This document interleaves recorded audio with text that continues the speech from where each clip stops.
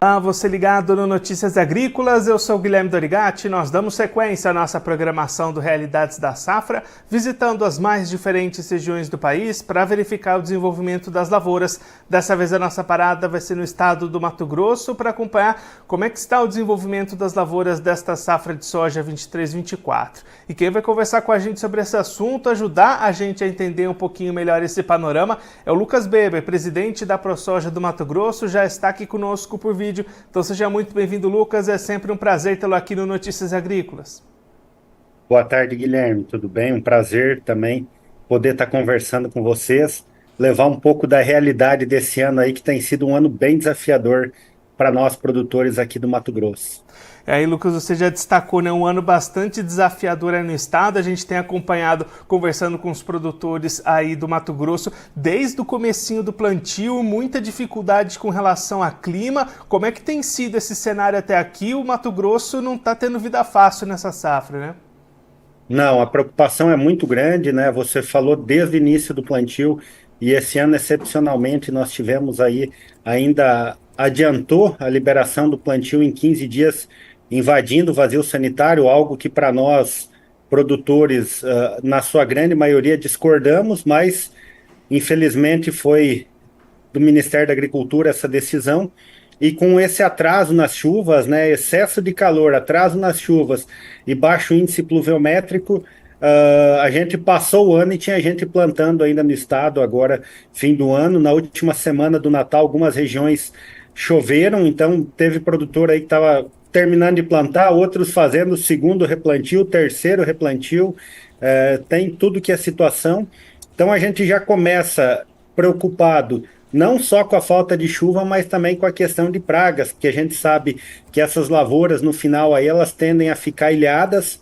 Se chover demais, a chance de ter alta incidência de ferrugem asiática, e se manter seco, a mosca branca, que está aumentando bastante, e em anos secos, como foi 2016, ela prolifera, o gasto é maior e é difícil de controlar. Mesmo assim, vem o prejuízo, mesmo o produtor gastando bastante para controlar ela. Então, tivemos aí esse início com uma das maiores janelas da história aí do plantio da soja no estado e com, sem dúvida nenhuma, a maior queda de produtividade percentualmente, acredito, aí dos últimos 30 anos aí dentro do Mato Grosso. E aí, Lucas, justamente nessa questão da produtividade, né, a gente ouve muitos relatos diferentes, tem números de muitas consultorias, muitos institutos, produtores falando situações diferentes. Aí, para a ProSoja do Mato Grosso, como é que estão esses levantamentos? Quais são as expectativas, as projeções de vocês para a produção, para a produtividade nessa safra?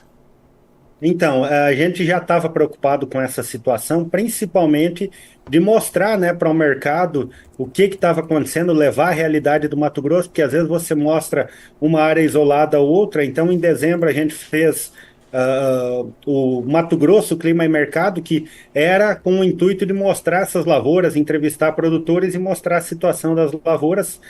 Percorremos aí mais de 8.000 quilômetros no estado. Fizemos uma pesquisa também de produtividade e agora, semana passada, a gente concluiu uma nova pesquisa, onde que entrevistamos aqui 908 associados. Na verdade, eles responderam, né, o questionário, um formulário que a gente enviou pela internet. O total foram 1.003 propriedades e a área em hectares correspondente ao que esses produtores cultivam, 1.758.000 hectares. E então, só para se fazer um comparativo, o ano passado, o IMEA apresentou o fechamento da média da safra de Mato Grosso em 62,3 sacas por hectare. Então, a gente pediu na primeira pergunta quanto que esse produtor havia colhido no ano passado. Deu 63,74 sacas por hectare.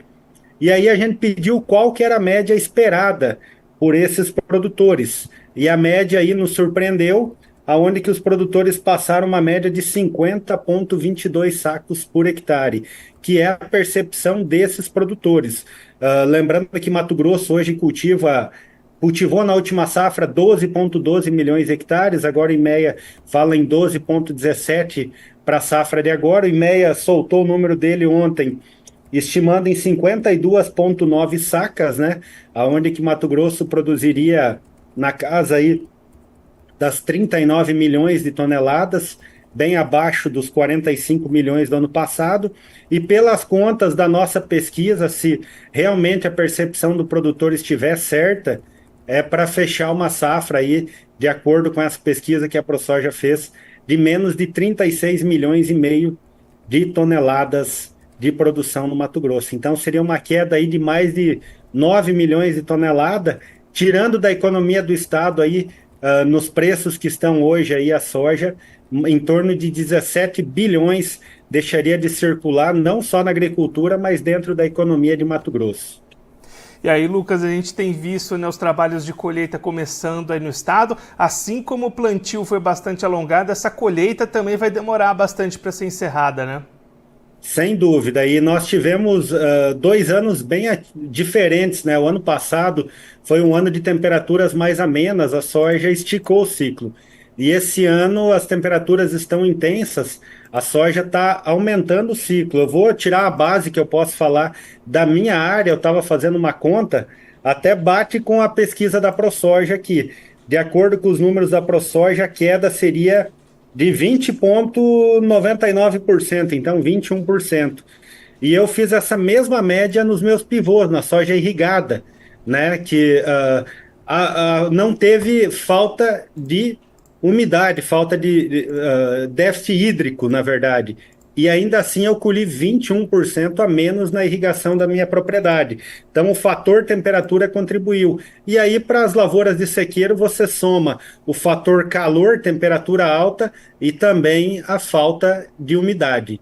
Então é bem desafiador. A gente acredita que os nossos números da ProSoja dificilmente vai ser mais que isso, porque a gente conversa com os produtores e não tem uma região que está mais privilegiada que a outra. Todas as regiões, a expectativa de produtividade é muito parecida. A região com menor expectativa no fechamento da pesquisa seria a região leste, com 48,41 sacas por hectare, e a região sul, que é a que mais produziu, 52 sacas. Então você vê que não tem uma região que choveu mais, está manchado em todo o estado. Quem está colhendo essas primeiras lavouras de sequeiro, nós temos relatos de 45 sacas, de 35 sacas, até propriedades aí colhendo menos de 10 sacas por hectare, áreas grandes, não são áreas pequenas. Então, é algo que Mato Grosso nunca viveu, é o extremo do que Mato Grosso representa ser, porque Mato Grosso, a tradição nossa é, né, o clima, somos sempre abençoados pelo clima, mas esse ano é o calcanhar de Aquiles aí de todos nós produtores. E aí, Lucas, para a gente pensar na sequência das atividades, nessa colheita estendida, como é que vai impactar na janela de milho safrinha aí para o estado? Também deve ter problema para o produtor do Mato Grosso plantar milho? Ótimo esse ponto tocado. Nós temos vários fatores do milho. Eu falo assim, com a experiência que a gente tem, Mato Grosso, a gente teve uma safra recorde também o ano passado. Facilmente nós perderemos 20% da produtividade. Por quê?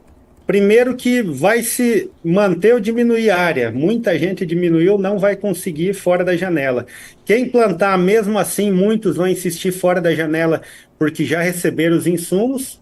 E tem a questão também do investimento, que muitos produtores aí acabaram sendo mais cautelosos, principalmente no uso de nitrogenados, diminuindo o uso. Então tem tudo para ser menor essa safra de milho, devido a esse plantio fora da janela, ou seja, se tivéssemos chuvas regulares já seria arriscado. E se o El Niño, que ainda se mostra que vai perdurar por uns meses, e isso vai entrar durante o desenvolvimento das lavouras de milho, baixas chuvas, a tendência é ter uma quebra grande de safra. Então, hoje, se começar falando em 20% menos que o ano passado, não é nenhuma insanidade, tá com o pé firme e tá preparado para isso. E aí, Lucas, por outro lado, né, a gente vê essa situação, essas perspectivas de perdas, mas os preços do mercado não estão respondendo ainda a essa diminuição de produção. Como é que está esse cenário da comercialização aí no estado? O produtor tem conseguido fechar vendas, está segurando até diante dessas incertezas? Como é que está esse lado da comercialização para a soja por aí? Olha, nos últimos dias os produtores deram uma boa freada, ninguém está vendendo, por quê?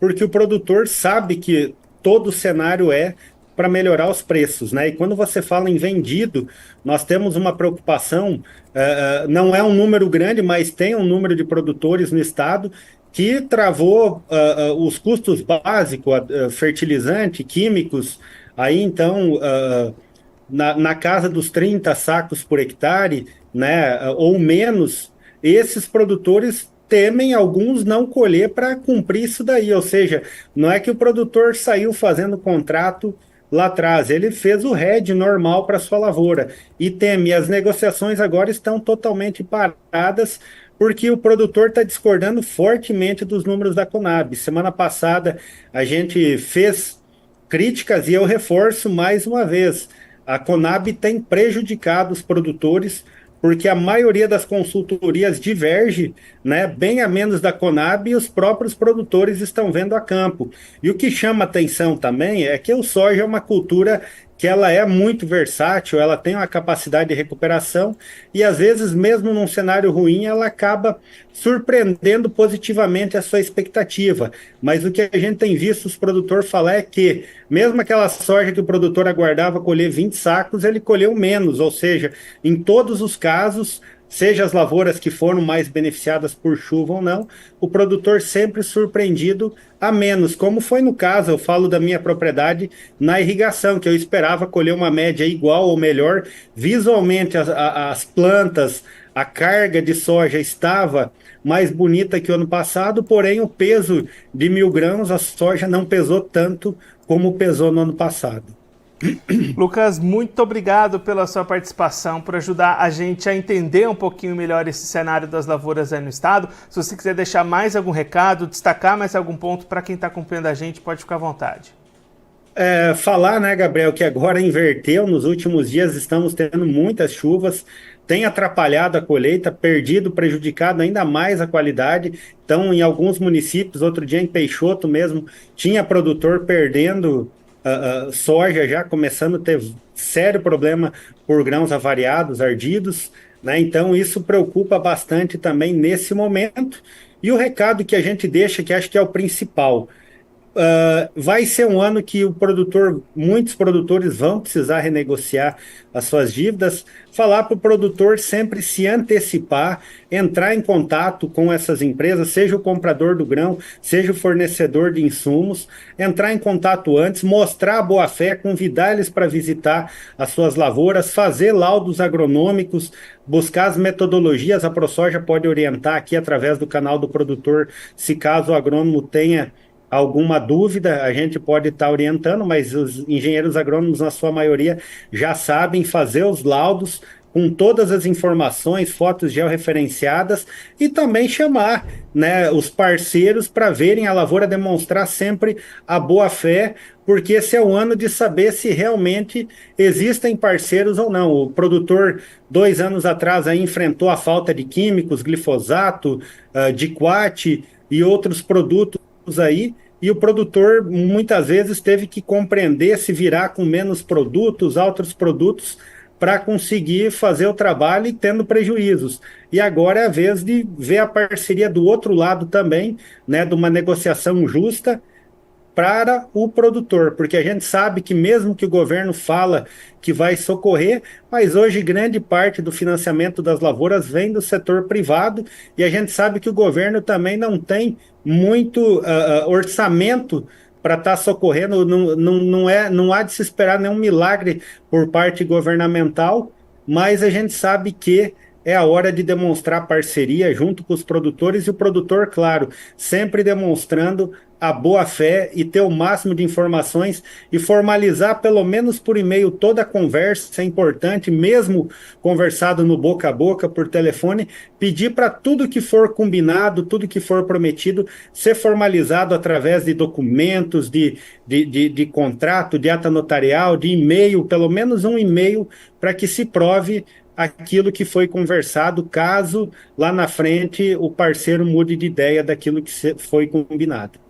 Lucas, mais uma vez, muito obrigado. A gente deixa aqui o convite para você voltar mais vezes, a gente confirmar os números ao final da colheita e acompanhar também como é que vai ser a safra de milho no estado. Um abraço, até a próxima. Obrigado, um abraço a todos, até a próxima. O Lucas Beber, presidente da ProSoja do Mato Grosso, conversou com a gente para mostrar qual que é o panorama esperado para a safra de soja 23-24 lá no estado, safra que deve ter as maiores porcentagens de perdas de produtividade dos últimos 30 anos, conforme dados da instituição. Lucas trazendo as expectativas. No ano passado, o estado fechou 45 milhões de toneladas de soja, de acordo com os números do IMEA. Para esse ano, a pesquisa é encabeçada pela ProSoja, juntamente com os produtores membros da instituição, aponta para algo em torno de 36,5 milhões de toneladas, cerca de 9 milhões de toneladas a menos de produção do que no ano passado. E aí, é claro, os trabalhos de colheita ainda muito no início devem se estender bastante. Talvez a gente ainda possa ter revisões desses números, mas o Lucas acredita que mais do que 36,5 milhões de toneladas vai ser difícil o estado produzir. Essas são as perspectivas neste início de colheita lá para o estado do Mato Grosso, que também já espera dificuldades para a safra de milho. Lucas destacando que pelo menos 20% a menos de produtividade já é esperada para o milho mato-grossense neste ano de 2024, em função da diminuição de área, diminuição do investimento tecnológico dos produtores e também um plantio fora da janela ideal, já que o ciclo da soja foi bastante alongado. Isso vai impactar também na segunda safra de milho. Claro, a gente vai seguir acompanhando de perto todos esses trabalhos de colheita da soja e depois o plantio do milho segunda safra, não só lá no Mato Grosso, mas em todas as outras regiões do Brasil, aqui no nosso Realidades da Safra. Agora eu vou ficando por aqui, mas a nossa programação volta daqui a pouquinho. Notícias agrícolas, informação agro-relevante e conectada.